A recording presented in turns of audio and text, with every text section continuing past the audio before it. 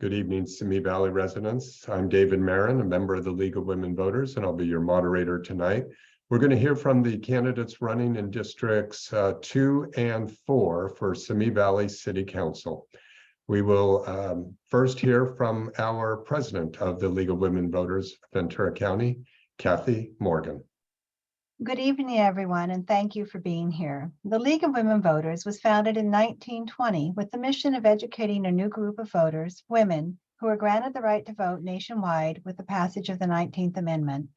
The League of Women Voters is a nonpartisan organization committed to providing voters with factual, non-biased information, and as such does not support a particular candidate or political party.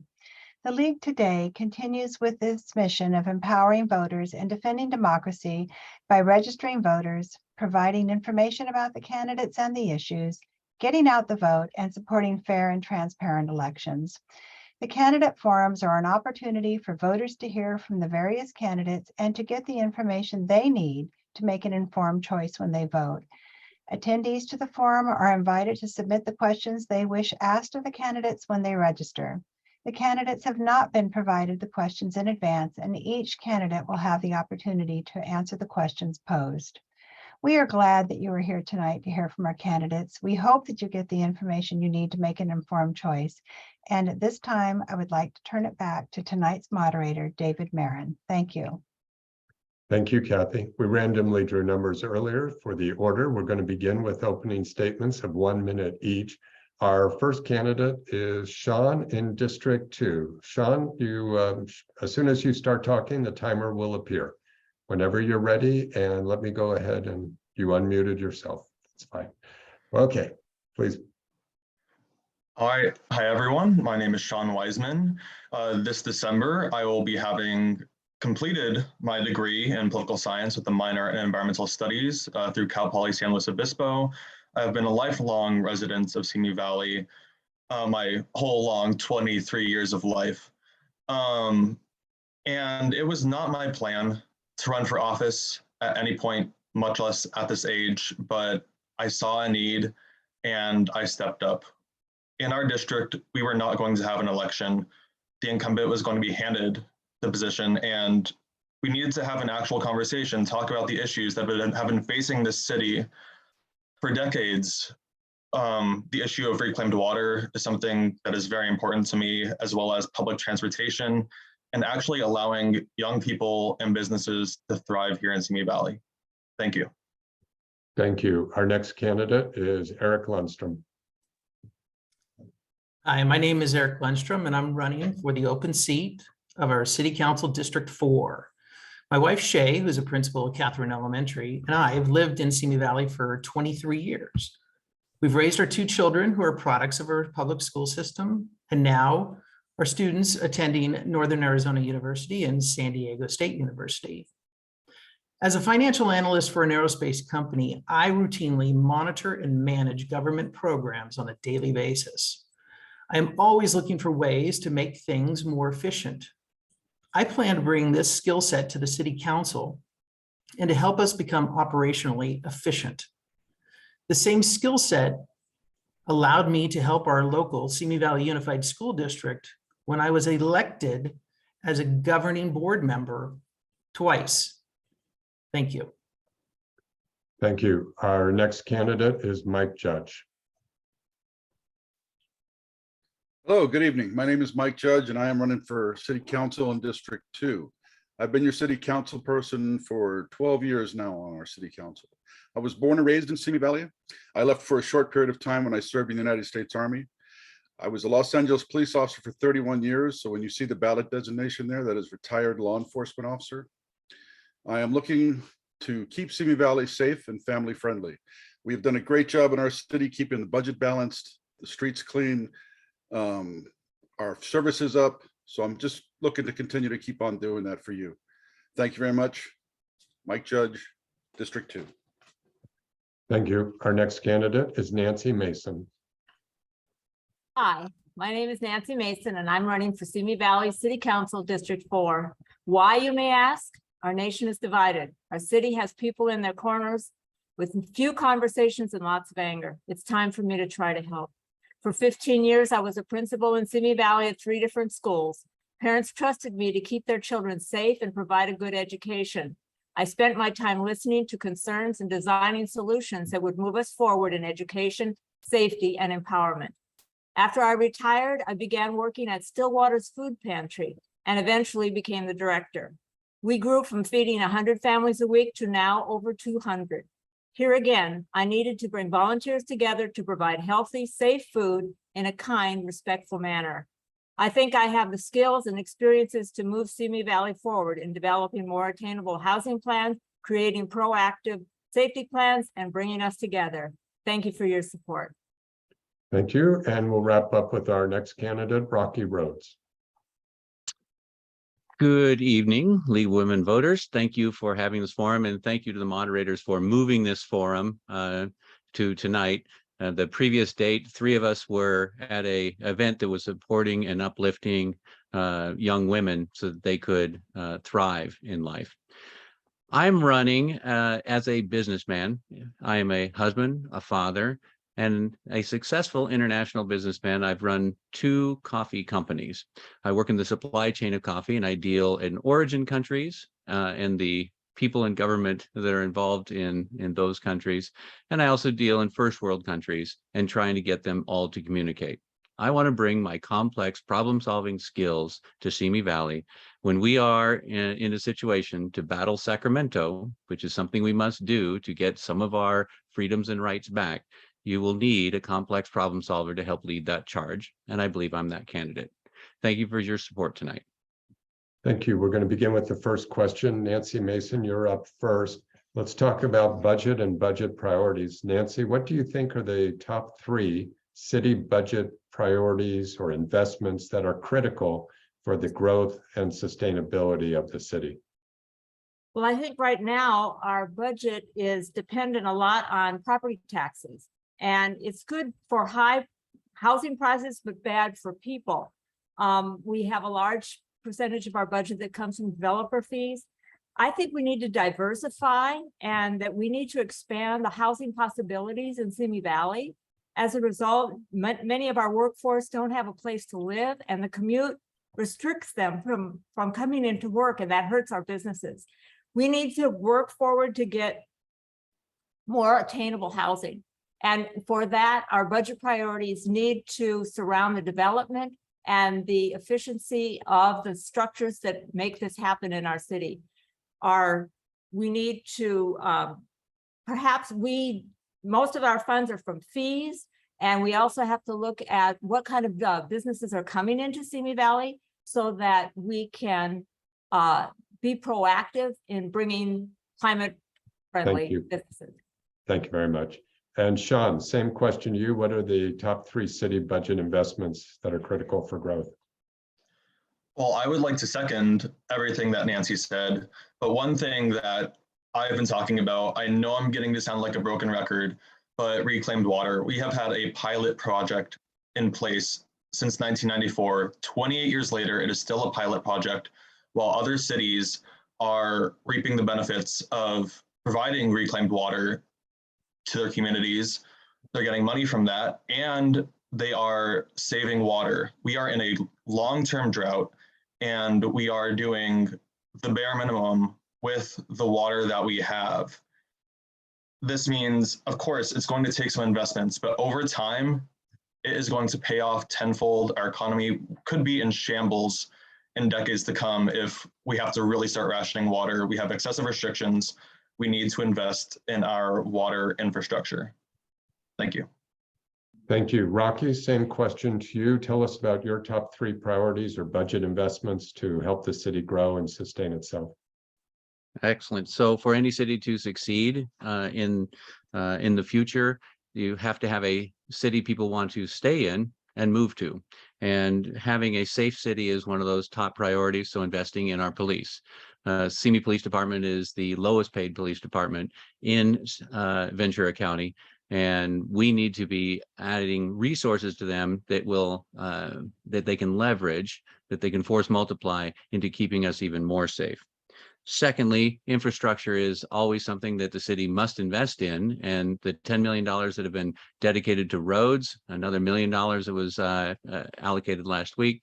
It's a great start. I think that if I were in the planning purposes or budget purposes, I would try to realign infrastructure that makes us even look better as well as function better.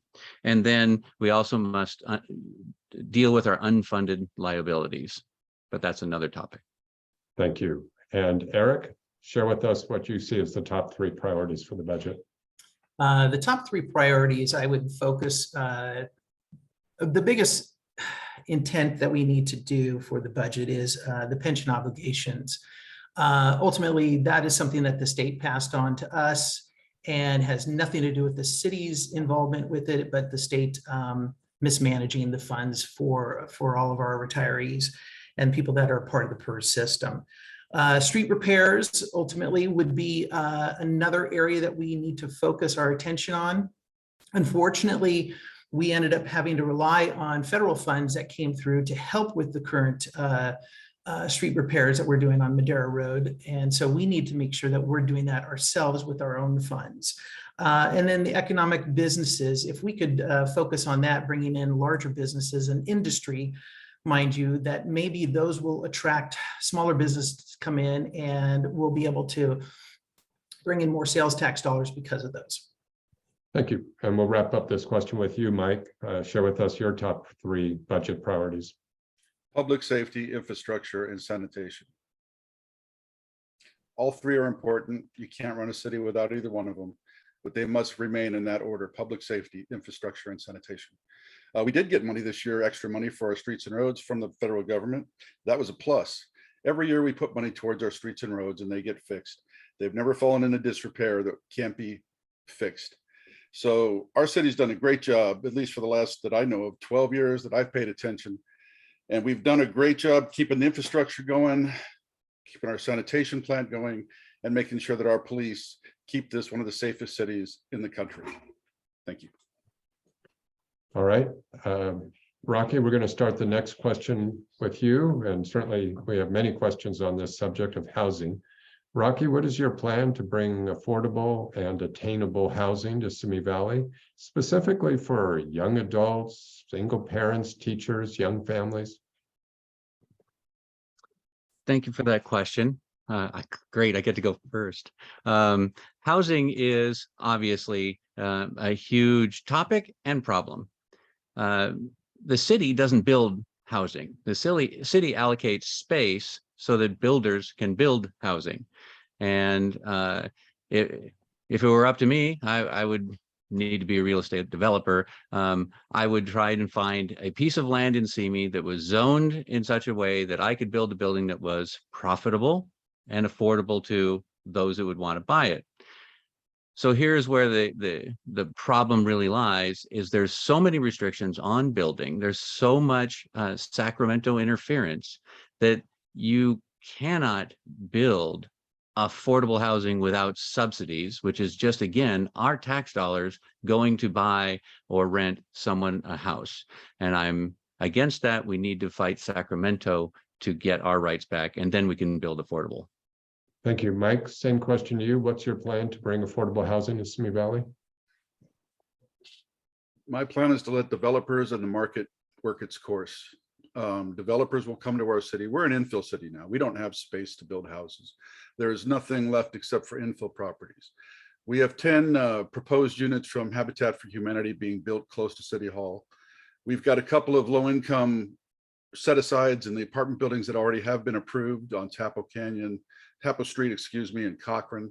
And we've got 10 units, I believe, going in behind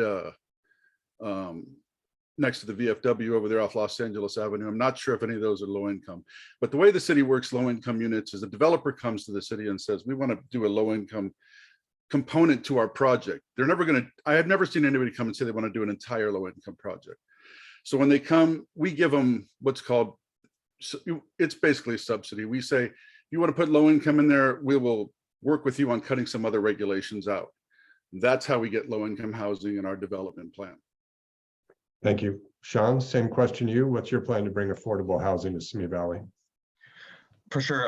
The plan is definitely to have productive conversations with developers to ensure that projects can move forward with affordable housing in mind. Personally, I am a fan of mixed use spaces where that not only encourages people to, walk around more, but to shop more, to be more involved in the community, keeping their money local. Because right now we've seen a lot of recent developments go up, but those are developments that appear as if you'd think they'd be affordable, but they're really not. And they were planned rather last minute due to the city basically holding off until the last minute while trying to battle Sacramento. And we really just need to make more of an effort here. Thank you. Thank you. Nancy, what is your plan to bring affordable housing to Simi Valley? Well, I moved to Simi Valley 34 years ago from the San Fernando Valley because I could get affordable housing. I had a young family. We wanted to have a home that we could grow into. But now I have 2 children in their 30s who can't afford to live in Simi Valley. They both have productive jobs. They don't need affordable housing so much as they need attainable housing. We have to look at how much things are going for and what kind of incomes we have in our city. We have to know who our clients are. The general plan that was written in 2012 calls for evolving of existing commercial centers. We have a developed envisions plan that is excellent with multi-use retail, recreation, housing development meant to utilize public transportation, walking, bike paths. We just need to move forward on this. Change is different, but it doesn't have to be uncomfortable and it doesn't have to be scary, but it's education and empowerment of the people to move forward. Thank you. Eric, we'll wrap up with you. What's your plan to bring attainable and affordable housing to Simi Valley? What I would like to do is something similar to as I did when I was on the school board and we had excess property from the school district itself. And what I'd like to do is from the city, I'd like to focus on some of the excess property that we have as a city, what we own, and look at that and see what we could do to ultimately redevelop that with somebody, a developer, and maybe focus on some of the affordable housing, workforce housing, things like that, that we can help, where we can help some of the employees even that work in the city find some place to live that's more affordable and they don't have to commute as much coming into the town. So if we can tap into some of that excess property that we're not using, and I'm sure there is some, that might give us a good head start. Thank you. Eric, we're going to stay with you for the next question. We'll stick with housing. And let's talk about ADUs, accessory dwelling units. Senate Bill 9 a year or two ago in the California legislature made those more supposedly easy to develop. But some people complain that there's still a lot of red tape at City Hall. So share with us your views on Senate Bill 9. Were you in support of something like that for ADUs? And what can we do to cut some of the red tape at City Hall for homeowners that want to build an ADU? Well, in the beginning, I was really surprised that the state was trying to mandate this across the board for all communities. Ultimately, that's why we should push back on some of these things. But unfortunately, they passed it, and we have to live within those new rules. Hopefully, we can decrease some of the red tape from the city, make it easier for the homeowners that would like to actually take advantage of this opportunity where they can convert a garage or put in a granny flat on their property to help out and ultimately speed up that process, make the fees maybe a little bit less expensive, and the time frame it takes for people to be able to do this, because the sooner they can get this going, the sooner we can get people into smaller, affordable places that they can live. Thank you. Nancy, same question. Share with us your thoughts about Senate Bill 9 and the ability to add an ADU, and what can we do about red tape? Well, the red tape always is an impediment to anything that's new and different. And so I'd have to look into that more clearly to make sure that what the red tape is not protecting us from something. But converting a garage or a granny flat, and we see a lot of these going up on the larger properties, is in essence, they're making their own affordable housing. And so if these are rental units or if these are family units, however it wants to be, it's kind of explaining that we do have a need for more attainable housing within our city, because these ADUs are solving the problem rather than going out to housing that's already existing that they could move into because the rents are so high. So I'm in favor of reducing the red tape, but look more into what the issue really is. Thank you. Sean, same question, your position on ADUs and making it easier for homeowners to get them built. Oh yeah, on this issue, I am all for streamlining the process. When a property owner has a significant amount of land, they just have an extremely large yard relative to the size of their house, and they want to do something else with it that, you know, fits aesthetically, they should be allowed to do so. Because we do have a housing crisis, and if we're leaving it up to people to take care of it, you know, take matters into their own hands, then we should not be tying their hands behind their backs. And yeah, I mean, of course, building codes, everything has to be followed. We can't cut too many corners. There are things that need regulations that need to be in place, but there are some that surely can go away. Thank you. Mike, same question, your views on ADUs and making it easier for homeowners to build them. I don't like them. That's my view. ADUs are nice. We've always had provisions in the Simi Valley Building Code for granny flats, garage conversions, and ADUs. We asked for a minimum setback and everything like that. And if you look back, SB 9 is the state's version of cutting the red tape, because the state has passed SB 9 telling cities, no, you can't have those setbacks. No, you can't do this. You can't do that. So fine. That's what SB 9 is. It is the cutting of the red tape, perceivably. It didn't do that, but that's what it was passed for. It took power away from cities to regulate the housing. That's what it did. So now you have stand the chance of living in a single family neighborhood where one of your neighbors might have 4 units on his property. You call that affordable? I don't. I call that overbuilding. Where are you going to park the cars? I love the thing about buses and everything. That's great. Nobody rides their buses. Nobody takes their buses. And right now, buses are free for everybody going to school. During the pandemic, they were free for everybody. Nobody rode them. Thank you. Rocky, we'll wrap up with you, your views on ADUs and making it easier for homeowners to build them. Excellent. I want to take this question and parse it, because the actual question, David, was a little bit misleading, that SB 9 somehow was deeply changing our ADUs. ADUs have been allowed in the city. I happened to buy a property here in Simi that had a full apartment garage conversion, and we love it as a guest house. And it's didn't change the look or feel of our neighborhood at all.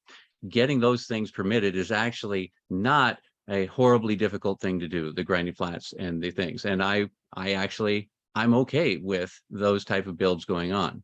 SB 9, however, is an overreach that says, regardless of what your community wants, regardless of what your HOA mandates, you can take a lot and split it in 2 and then put 2 units on each one, creating 4 units. That's not an ADU. That is a development, and that needs to be stopped and pushed back against. Okay, thank you. Mike, we're going to start the next question with you, and let's shift gears, look at infrastructure. We've talked a little bit about water. So what are your thoughts about what the city can do to deal with the current water crisis? Do you think water can be reclaimed from that drains into the arroyo? Are there other ways to sort of help the city survive in these droughts? Yes.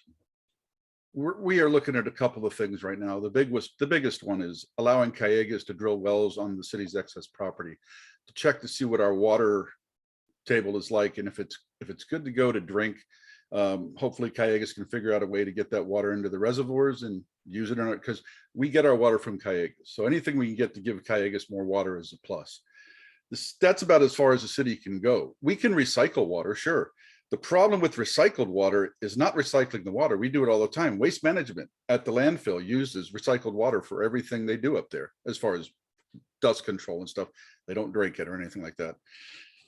We can make recycled water all day long. The problem is getting it from the water treatment plant, which is in the west end of town, at the lowest end of town, to the east end, up in the highest end of town. That's where the money comes in. And it's just not cost effective to move that water at this time. Someday may it be, maybe, but we'll have to look into that then, because right now it is not. Thank you. Eric, let's hear your thoughts about dealing with the water crisis. Can we do things about reclaiming water? Are there other ideas you have to deal with the drought? Well, first thing that we did when it came to the water crisis was we turned off all of our sprinklers in our yard, and basically it became a desert, and it was not a pretty sight. And we're slowly going through that process where we're putting in a drip system, trying to do our part to help with the water conservation. The city itself is doing its best. We do have wells in town that we have been told by Cayugas that they could tap into, but it would only be about 10, or I think it was like 10% availability for drinking purposes. And once they go through the process of cleaning it, filtering it, and stuff like that. So there is opportunities that are out there. Mike had pointed out that it is very costly, and ultimately that's where I would hope that some of my background from my finance and work would be able to help us out. Thank you. Rocky, same question to you. Your strategies for dealing with the water crisis and looking at water that drains into the arroyo? Yeah, there's basically 3 ways to increase the supply of water. Get someone to dig a ditch from Northern California to Southern California and bring us more. Dig a hole where we dig into Simi Valley and pull up the water from the 3 aquifers that are beneath us, or build a plant and desalinate from the ocean and pump it up the hill. Those are not the only solutions. Those are the most obvious ones. All of those increase the cost of water. How much do you want to pay for your water? If self-reliance is something that we're shooting for, which I think it should be, or at least less reliance on the State Water Project, then we should be examining some of these things. But here's where it gets sticky, is we as a city are not the ones that are going to be doing this. We need to join with the League of Cities and the water districts, and then approach Sacramento to get funding to do these projects, because we're doing their work for them. Thank you. And Sean, same question to you regarding water and your strategies. Yeah, so I would like to point out that, yes, we are dumping reclaimed water into the arroyo, approximately 8 million gallons a day, of which only thousands, not even tens of thousands, are used primarily by Waste Management and maybe a couple of other places. And we need to do more with it. We don't necessarily have to pump it all the way up to the far east end of Simi, but we need to do more with it. We need to begin to invest in this infrastructure now. We should have in the past decades, because I'm afraid it's only going to get even more expensive as drought conditions worsen. More and more cities are going to be trying to install infrastructure like this at a rapid rate, and we don't want to be behind the curve. So we have to get moving now, and try to do what we can with the water we have so that we can keep Simi green without excessive restrictions. Thank you. Nancy, we'll wrap up with you on the question about your strategies for dealing with the water crisis. Well, I think we also need to address why we're having a water crisis, and that's because we're having climate change. And I was looking at the general plan again, which is actually a very good one, of 2012. They said that if we don't change anything and continue to build large landscape properties of single family homes, that by 2030, we'll have a 34% increase in community-wide greenhouse gases. This is the Simi Valley plan. So I think that we have to look ahead, and we have to educate people in the use of gray water. Encinitas, which is a suburb of San Diego, recently approved a city ordinance stating that all new construction needed to come pre-plumbed for gray water. They're being proactive. They're counting on the fact that this isn't something that's going to go away and next year everything will be green again. So I think we need to look ahead. And if we're going to do anything with groundwater, we have to have a third party check it to make sure that it's safe before we do anything like that. And we need to look at denser housing. Thank you. Rocky, you're up first on the next question. Tell us about your views of dealing with waste management. Would you be in favor of renegotiating the contract with Waste Management when their contract expires? Okay, so this question's 2 days late. Okay. It's already happened. So Well, I'll interrupt then. How long is the contract good for? it's 10 years with 2 5-year extensions. Okay, let's move on. Let me give you a different question. So that'll be fair for everybody. Rocky, you're up first for the next question. Oh, good. What is the most important criteria for selecting the next police chief? And do you have any particular views on reforming the police department at all? Excellent question. So our current police chief, David Livingstone, if you're watching, thank you for your service and the 34 years you put in on the force. It's been fantastic. My father was a police officer. He retired as a captain, 20 years on the force. The leadership style for the police department is unique, or for police chief is unique because it has to be a manager of business, and it also has to be someone that the rank and file respect and will follow. We have that in our current chief, and I think that we can look for that in our chief incoming, whoever that will be. And I look forward to being part of that decision-making process. The reforms for the police department are to give more tools to the police that they can leverage to get more bang for the buck, if you will. And I would say bringing our motorcycle cops back is a great first step. Thank you. Nancy, what do you think is the most important criteria for selecting the next police chief? And do you have any ideas about reforms needed in the police department? Well, as a principal, I can see that the police chief is somewhat similar in what he needs to do. And you need to bring a lot of people together. You're directing people to do the actual work, but you're the one in charge of making sure that the work takes place. I've worked with our former chief for 34 years as I've lived here. And as a principal, we were very interactive with the police department and our safety plans. And I think that whoever the new chief is going to be, they have to be very responsive to the needs of the community, and they are changing. And I think that the schools and our residents could be involved much more in the safety of the Simi Valley. I'm a CERT trained administrator, and I think that my goal is that 1 out of 10 people in Simi Valley would be CERT trained. Also, excuse me, we don't have enough police officers, and that's another topic. Thank you. Mike, same question to you. Criteria for the next chief, any reforms that you'd like to push for the department? Our next chief needs to be the best person we can possibly find for the job with the pay we're offering. We've had a great run with chiefs. All the chiefs I've served with have been very good. Our department is a highly professional department, even though it is compact. Reforms for our department, I don't see us needing reform. I see us needing annual, we need to continue our training. We need to keep the police up on all the newest tools. We need to make their job safer. We have our police department has the fortunateness to be serving in a city that actually likes them a lot. We have signs in our city that say we love our cops. So the next police chief has to understand that we're looking for somebody that's going to be community oriented, work with everybody in the city, and just be a nice, friendly guy, because like you said, our city is pretty safe and our police department is well liked. So we want to make sure that the new chief continues on that the same kind of Thank you, Mike. you got it. Eric, same question to you. Tell us about what you think is most important in the next chief, and do you have any reforms you want to push? Well, first, I just want to make sure that we fully support our police department. They do a heck of a job trying to take care of us and do the best that they can with the limited resources that they ultimately have, being short-staffed. The police chief itself, I would love for us to be able to find, again, like Mike said, the best candidate overall. I always like to look within the organization first, and then see if there's something outside that we can also look at from a police chief.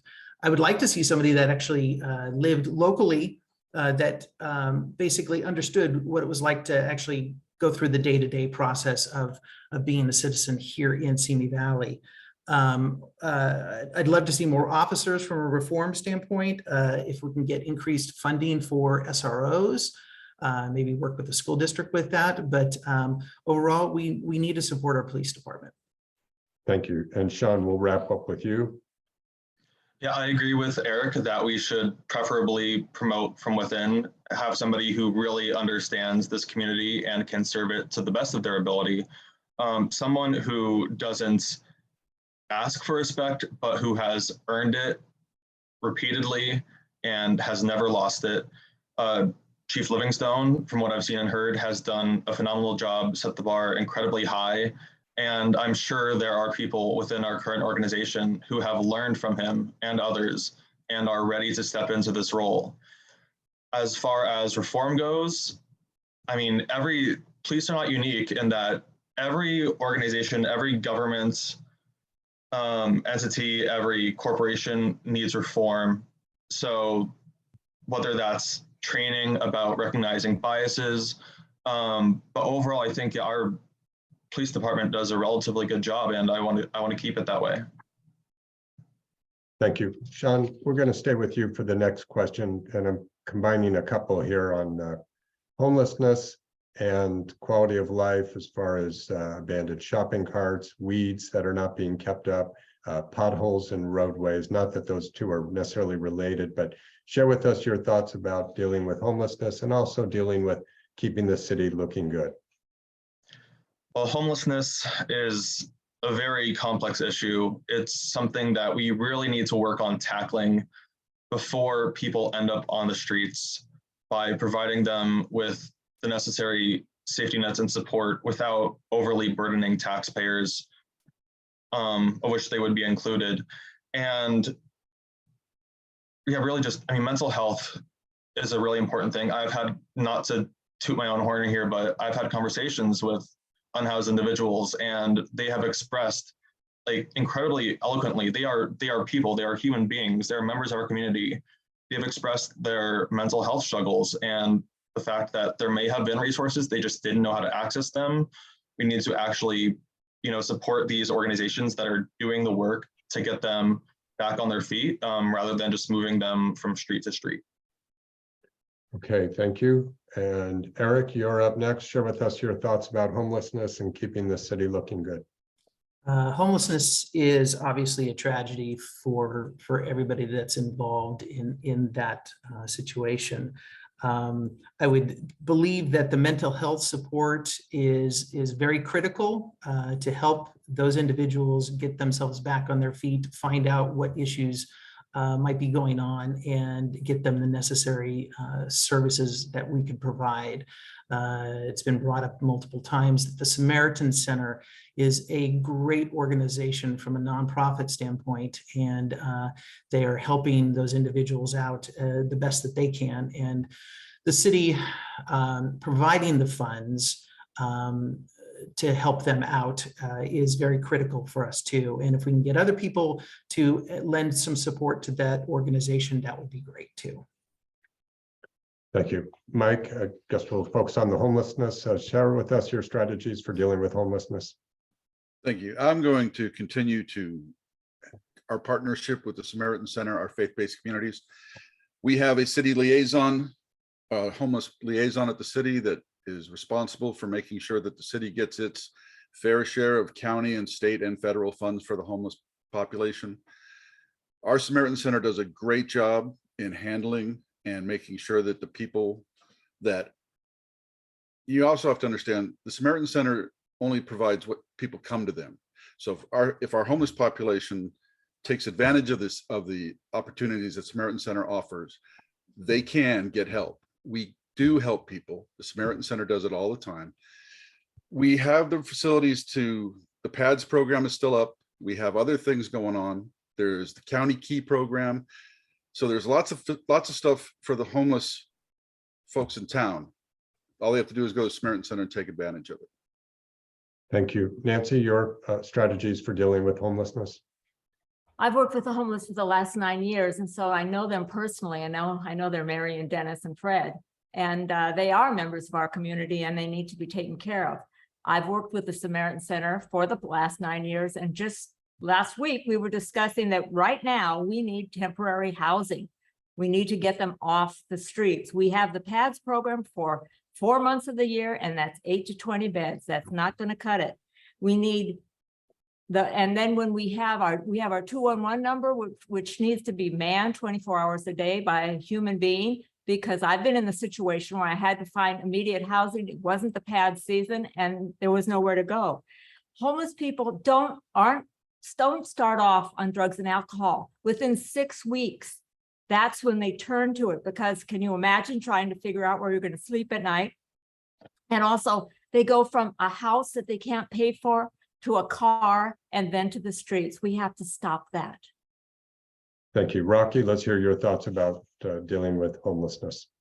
Yeah, and for every candidate here, we have the same frustration. Let's solve this problem in 1 minute. So let's see. Let's talk about the unhoused in 3 categories. Those that are down on their luck, mental health, and then drug addicted. Each one takes a different strategy. The down on your luck, the Samaritan Center, the free clinic, we should be increasing the funding to them because they do a far better job than a city program would do in dealing with that community, and they're having a lot of success. When their people are maxed out, we need to supply funding for more people, which we've just done with a $500,000 over 3-year allocation. For the other 2 populations, our county has a mental health resource office here in town, but there are not people sitting in it. And we need to demand more resources from our county to help out with that. And the police are working hard on drug interdiction, but we might need enforcement. Thank you. Nancy, you're up first on this next question. So we've seen throughout the county, and you could argue throughout the country, more politicization of nonpartisan races like city councils, like school boards, polarization in people's views. If you're elected, Nancy, tell us about how you would try to bridge some of this gap. Would you appoint people to boards that were from different parties than your own? Do you think that the major parties should not be as involved as they are in these local nonpartisan races? Thank you for asking me this question, because that's the very reason that I am running for office. I never envisioned this was going to happen. Listening and talking is what we have to do. We have to stop screaming and start talking to each other. And every time we align ourselves with a polarizing opinion and don't ever listen to the people on the other side, we are making it worse. So what I would do is I would bring forums. We need to discuss these situations, all the different education, critical race theory, all the different things that are talked about in the corners, but we need to bring them to forum to educate. There's things that I really believe that our neighborhood councils could be way more powerful than they are as a disseminator of information and possibility of forums, because there's a lot of misinformation that's out there in the public. As a principal, you should hear some of the things that I've been asked. And that's. Thank you. Thank you. Sean, same question to you. Share with us your thoughts about bringing people together, the different political views that are very active in the campaigns. And also, would you be willing to nominate people for boards that were a different party than your own? Yeah, I'll talk about the appointments first. Considering the breakdown of the city is pretty evenly split 3 ways between Republicans, Democrats, and no party preference or other independents, it would be ridiculous to only choose from within a third of the population that you could be, utilizing people who are incredibly qualified for these positions. There are a lot of local issues that we can all agree on that aren't these issues that have been so polarizing for forever. We need to stop demonizing each other. We need to recognize the root cause of issues and the fact that we are all part of this system, and recognize that we are all frustrated and just want what is best for our community. Thank you. Rocky, same question to you. Share with us your thoughts about how to bring people together, reduce some of the the major parties' involvement in nonpartisan races, your position on appointing volunteers who are a different party than your own. Excellent question. I'm going to start with a ray of hope first. I made a commitment with our campaign team that we were going to knock on every door in District 4. Now, some are behind gates and some say no trespassing, but we are getting to every door. And here's the news. And the news is 99 out of 100 people that open their door are interested and engaged and grateful that someone said, hey, I want to run for office, and that someone knocked on their door. This is absolutely not what I expected if I had listened to the news or social media, and where the divisiveness is actually probably being driven from the outside to the people, not from the people to the outside. And so I think that we might not be as divided as you think. As far as large party affiliations, I have been endorsed by the Republican Party, and I did take money from them, and Nancy did from the Democrat Party. So the parties are involved, but it does help us get our word out. We don't have to be partisan, though.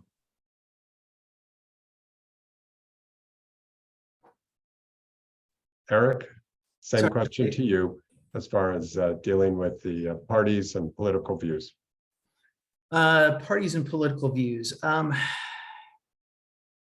The nonpartisan term should be where there is no party associated with any of the candidates.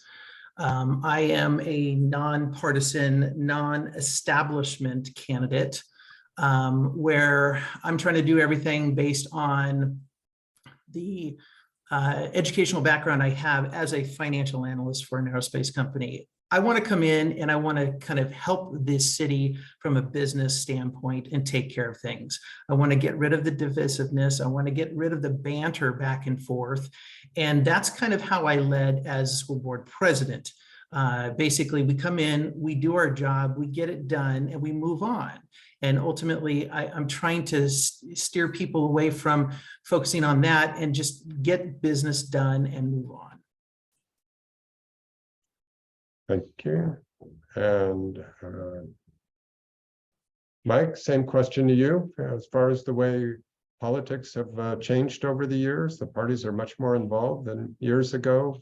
The importance of some people viewing that you can only work with people from your own party. Share with us your thoughts about making things better in Simi. Sure. I have to agree with Rocky. I've been in this town my entire life.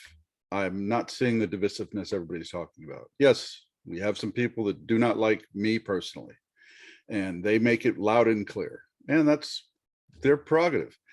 I don't wear my politics on a sleeve. I have a certain political view, and that's the way I am. It's like, I'm the guy. If you want a high density apartment building in the middle of Simi Valley that doesn't have any parking, I'm not your candidate. I'm not going to do that. I'm not going to support something like that. But when you talk about putting people on boards, I've been on the council now for 12 years. I put many people on boards. Couldn't tell you the exact number, but many. Never cared what political party they were. Never cared what race, color, creed they were. As long as they kept the best interests of the city of Simi Valley in their heart, they were qualified to be on that board. And since I've been on this council, only 3 people that I know of have been turned down for being on boards. Thank you. Thank you. We're going to begin the next question. Eric, you're up first on this one. I'm going to go back to housing, and this is a very specific question, but it's about a vacancy tax. Would you support a vacancy tax in Simi Valley? And maybe for the audience, I'll clarify, a vacancy tax is often a tax that is applied to homes that are unrented and they're basically empty. Somebody might buy a second home and leave it empty most of the year, or other things like that. So it's a way of perhaps getting people to rent their homes instead of leaving them empty. Eric, share with us your views on a vacancy tax in Simi Valley. I try to stay away from any type of taxing that does occur. And when people start telling people when they have a personal property and they've purchased their funds, the property tax is being paid no matter what.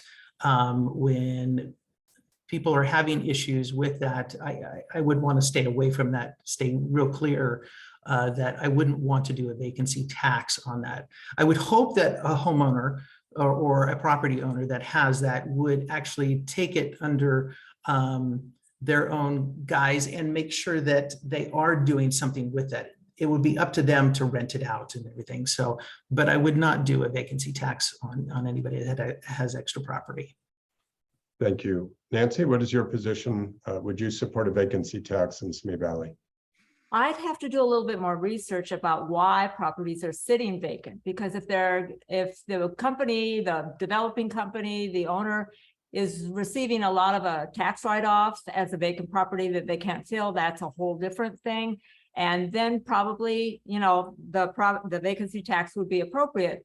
But just people that it's under construction or it's not livable and they need to develop it and they don't have the money to do so, that would be another possibility. Before I could make a yes or no on that, I would have to do a lot more research on why properties are vacant, what are the specific reasons, and see who's making the money on the vacancies.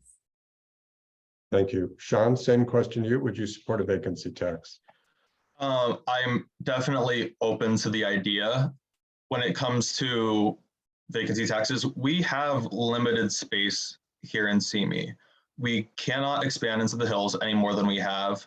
And we have, you know, too many empty, I mean, this is for commercial property as well, too many empty storefronts. We have vacant homes. And of course, everyone's situation is unique. So we don't necessarily need some one size fits all policy that is going to not account for people's situations. But when there is somebody who isn't living here or a wealthy investor who owns some commercial property, who is keeping it vacant because they're just waiting for someone to come along who's willing to pay the price that they have set, something needs to be done to bring this space back to the community so that it can actually be used. Thank you. Thank you. Mike, your position on a vacancy tax? Against it 100%. I understand what private property is. I understand private property rights, and I am a big advocate of private property rights. No government should be taxing you. You can do with your property what you will, as long as it's legal and within city codes. Nobody should be telling you you're going to pay a tax because you don't want to rent out your property. Who knows? You may have a house here because you like it here in the wintertime. You don't want to live somewhere in the wintertime, so that's why you have another house here. It's just punishing people for no reason whatsoever. I've never heard of a more socialistic concept of any taxation that's been brought forward to me since I've been on the council. Thank you. And Rocky, we'll wrap up with you on this question about a vacancy tax. I wanted to go before Mike because this is the dumbest idea I've ever heard. The property rights, absolutely. If I own the property, I'm making it personal now. If I own the property, I get to do what I want with the property if it's legal and ethical and within the city guidelines. But further, think of the unintended consequences of this. There's a house sitting vacant and you say, unless you use it, we're going to tax you. And they go, great. And now it's a vacation rental by owner and I'm going to rent out rooms at a time. Or I'm going to create small apartments in there and do it. And now you have a parking problem, a housing density problem, just because you force them to do something and they're not going to, when you force people, you're not working together. And so if there is a vacancy problem, work on the vacancy problem, but a vacancy tax, that is just dumb. All right, well, you get to go first this time, so you'll be in front of everybody, Mike. All right. Rocky, you're up first. Let's talk about transportation. We haven't covered that yet. Are there ideas or strategies you have to improve transportation that can include the roads or bus and all that? And for transportation, do you have ideas about ensuring equity for those constituents who use public transportation? Excellent question. I think that we can probably start to rethink with the gig economy and with some brilliant minds, trying to rethink how we actually deliver the service of public transportation. If buses run empty across town, they're either not serving people where they need to be served, or people don't want the service. So if we can create a for lack of a better term, a capitalistic environment that says, let's create a city Uber. The city doesn't control it, but we put it in a private entity where people can call for the ride when they need it and have it subsidized. So then you get the right person in the right place. access paratransit is one of those services, but it's highly limited and for a very specific group of people. I think that we can rethink transportation and actually make it a better revenue generator for the city, but also better service and better equity for those that need it. Thank you. Mike, same question, strategies to improve transportation and also ensure that there's equity for those constituents who need public transportation. Oh, I'm all about equity for anybody that needs to use public transportation. I've actually proposed in the city of Simi Valley, and we're going to implement it when we finish the contract with Samaritan Center, to make sure that anybody that Samaritan Center is servicing that is trying to get to a job interview or something to that effect should be able to ride our buses for free. We're going to end up doing that by giving the Samaritan Center bus passes to give to these individuals that are doing this type of thing. What I want to do regionally, though, is I want to take our public transportation out of the hands of the city of Simi Valley and put it into a regional concept under VCTC, which is the Ventura County Transportation Committee. They've done that in a couple of areas. That's what I want to see happen. I don't think our city should be running the buses. I think it should be regionally done, kind of like the way Los Angeles County does it. Those buses are run through Metro, which runs throughout the entire county. And that's a more efficient system. I don't like seeing our buses run around empty. The problem is that it's just reality. Nobody rides buses. There are very few people ride buses. We're still a car culture, and when you can go out and buy insurance in a car for under $4,000, nobody's going to ride your buses. Thank you. Sean, same question to you about transportation. When it comes to transportation, I like having choice. I enjoy driving. I like having a car, having the freedom to go where I need, when I need. But there are times when a bus would be convenient, except in the city, it's not. The reason why we have empty buses is because the routes don't go where people need them to go. They don't come close to where they live. They don't go to the, commercial centers where they need them to go. Or the routes are just incredibly inefficient in that way. I have talked to students for whom, yes, public transportation is free right now, who want to take advantage of it, but they can't because the routes don't go where they need them to go. That is something that needs to change first before people can actually utilize this system and make it efficient and cost effective. And yes, we also do need, to expand programs such as Dial-A-Ride to give, seniors and people with disabilities even more freedom to get around town. Thank you. Nancy, same question to you as far as transportation, ideas on improving it and making sure that there's equity for all. Well, I would go back to the Envisions plan for the retail transportation hub with the multi-use housing, because that is built around lessening personal car use. There's a very interesting video on YouTube about power centers and how we have these malls that are surrounded by huge parking lots. And the whole point of them is that you have to drive to them. I live in Wood Ranch. If I run out of gas, God help me, because to get to the next gas station is a good hike. And just if you want, I spent time in Europe. If you want to walk somewhere, if you want to bike somewhere, my husband goes crazy when I say I want to bike to the grocery store because he thinks that I'm going to be killed on the way. And we just have to rethink. And there are people that buses are all that they have. And do you know that to get from Simi High School to my house takes 45 minutes on the bus? Thank you. Eric, we'll wrap up with you. Your thoughts on transportation, please. Yeah, transportation is going to be one of the general fund areas that we have to look at from a cost perspective. It's very costly for us to have a lot of buses that are not being occupied by the travelers.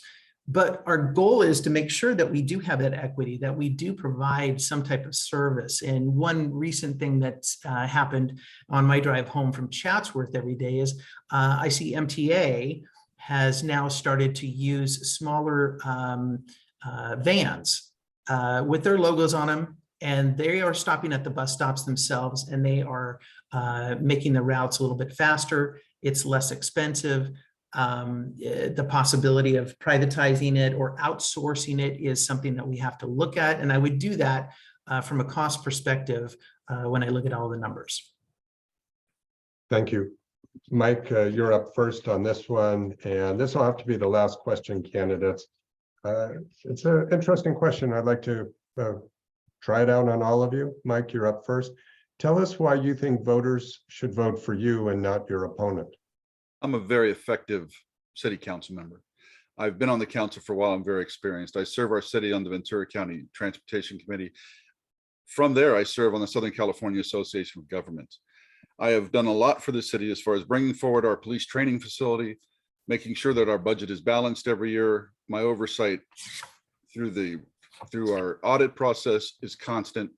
I think I've done a great job for this town, and I'm looking forward to 4 more years. And I'm just asking for your help again. Thank you very much. Thank you. Eric, you're in District 4 with 2 opponents. Tell us why you think you are the one that voters should choose. I think choosing me as the next candidate itself for that position would be that my financial background in the day-to-day stuff that I do at my job, I'm always looking for ways to improve things, ways to make things more operational efficient. And my experiences as an elected member for the school district, I was able to come in and help them clean up a lot of their budget issues that they were having from their healthcare policies to their bus systems and other areas that we could streamline some costs. And I want to try to do that with the city. And I can do that when I get in there and do what I do every day, is analyze the numbers and find the inefficiencies and make it better for everybody. Thank you. Rocky, you're up next on this question. Share us Excellent. with, go ahead. All right. So of the candidates that I'm running against, I am the one that is a businessman and a complex problem solver. My range of experiences in the business community and worldwide give me a unique perspective on how to get things done, how to organize people, and how to bring people together. What sets me, I think, apart additionally from my competitors is that there are 3 candidates that come from basically a school system background. And if that system is highly functional and it has been delivering great results, then you have 3 candidates to choose from. But if you want someone that will actually work in a business environment, hire and fire CEOs, which I have been doing, then I'm the guy with the experience. Thank you. Sean, tell us, you're in District 2 with 1 opponent. Share with us why you think voters should pick you. I'll admit I have a lot to prove. I am young, but a lot of people do want a fresh perspective in this town, someone with new ideas who is also responsible with funds.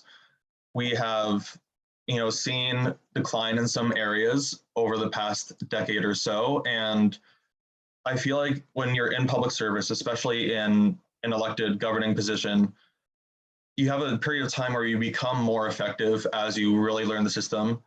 But then eventually you need to pass the torch and bring in someone who has the energy, who will devote the time, as much time as needed to this position, and not just look at what the standard is, what the status quo is, and really try their best for the community. Someone who will represent everyone across the political spectrum, across various identities, and, be a good public servant. Thank you. Nancy, we'll wrap up with you. You're in District 4 with 2 other opponents running. Share with us why you think you are the best candidate. I think 15 years in the school district is like running a small city, because you deal with not only, I'm not there to make a profit, I'm there to make people. And when parents of thousands of families have brought their children to me and asked me to keep them safe and make sure that they were educated, they've learned to trust me. For 15 years, they've watched every move I make. And I think if I was going to do anything stupid, I would have done it by now. I'm also a problem solver. I can think on my feet. I was a principal through 9/11 and from Sandy Hook, and I had to think about people's children that day and how they were going to be safe. I'm not afraid of creative solutions. I'm not afraid of thinking out of the box, and I'm not afraid of working on a tight budget, because that's what I often had. I think that listening to diverse opinions, not just powerful people, but all the people, is something that I've done for my whole career. And también habla español, por eso yo puedo ayudar con la gente que habla español también. Thank So- you. Thank you, Nancy. Candidates, we've reached the end of the time that I have for questions. There are many more questions, but we'll have to stop here and we'll begin closing statements in just a moment. Before we do that, I would like to share my screen and show viewers the two districts that we're talking about tonight.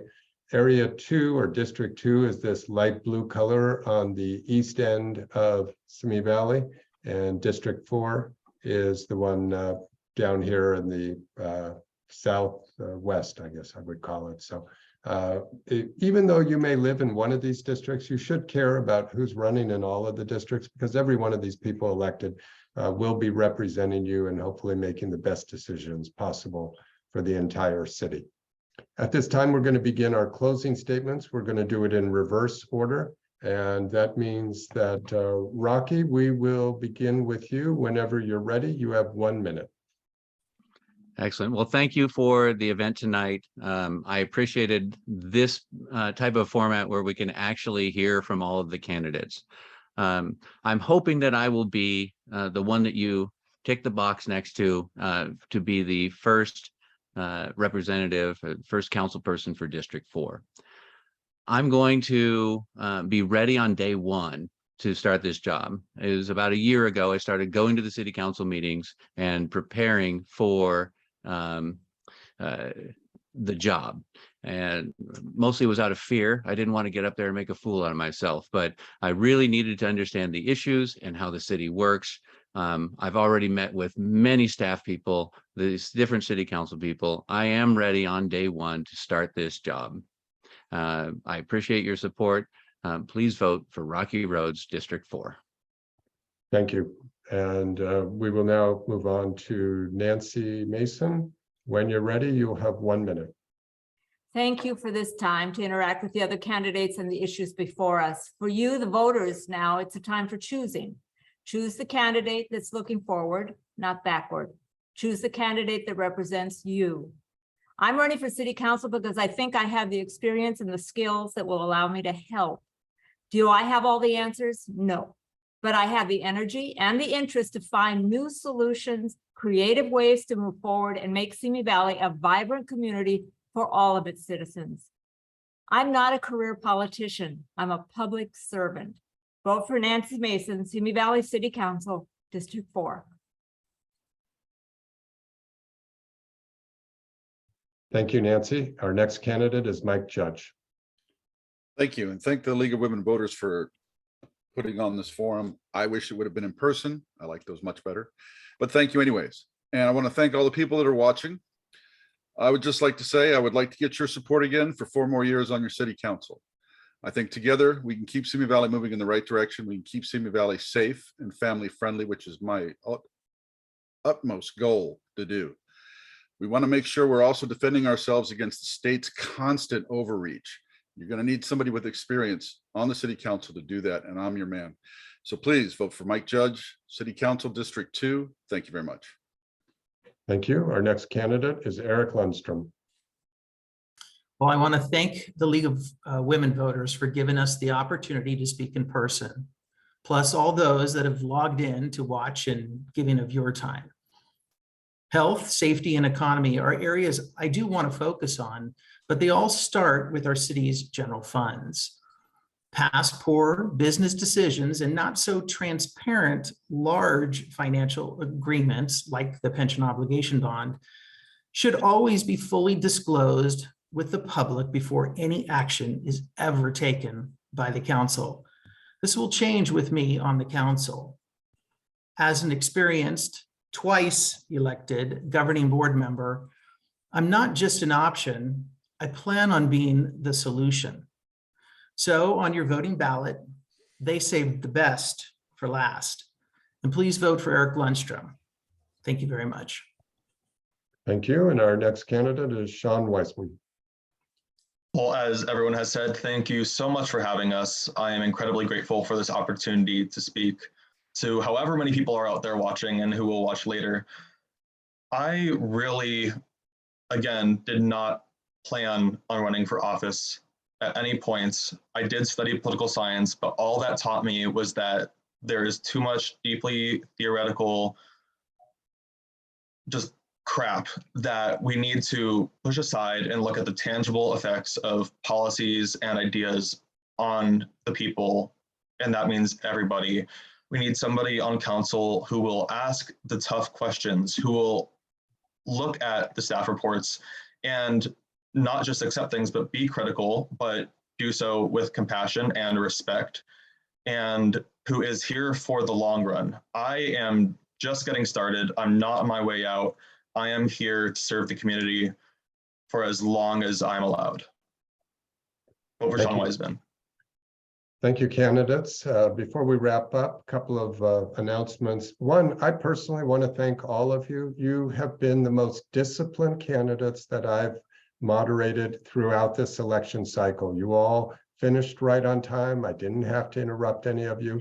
So I just really respect all of you for paying attention to the clock. And I wanted to share that. For the audience, I want to remind you that ballots have already been mailed out. You have several ways to return your ballots. A ballot was mailed to every California registered voter. You can return your ballots via the mail. You can drop them off at a drop box, or you can take them with you to a voting center once those open. You have several options as far as learning more about your candidates. You can go to votersedge.org/CA, type in your address and learn about all of the candidates who are running in your particular area. If you're interested in sharing this video or in having your friends watch it, all of the videos from our forums are available on our website. Go to LWVVenturacounty.org, click on candidate forums, and then you can scroll down and watch any of the videos that we've already done. There's been some very interesting forums. And this forum itself will be posted on our website within about 24 hours. Once again, from the league, I'd like to thank all of the candidates. We realize this is a very heavy process to go through. It puts a lot of pressure on families and friends and volunteers and asking for money. So thank you all for doing your part for democracy. I'm David Marin with the League of Women Voters, thanking you all and saying good night.